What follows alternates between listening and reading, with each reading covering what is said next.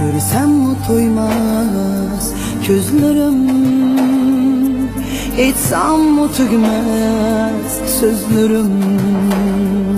Siz ne görmesem söygünüm, işenmeydi hiç yüreğim.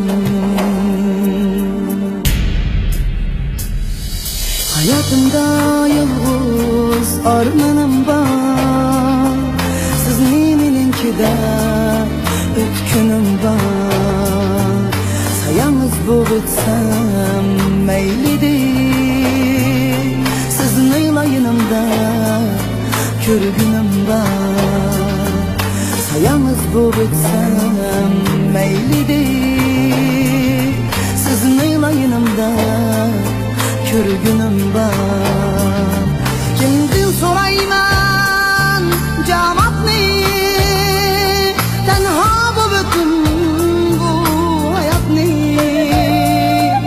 Diyalmay ötüp ketsem mu?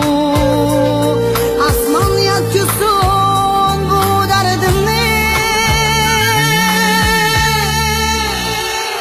Menimden başka kim bu tenha azapni? Bulgan bu sayanda söygü, aldım an bergen dilini. Bulgan bu sayanda söygü, aldım an bergen dilini.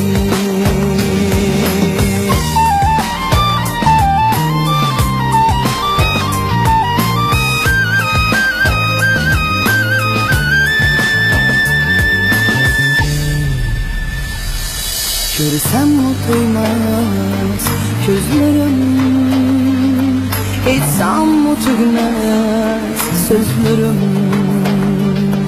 Yalgan bir günlük dünyada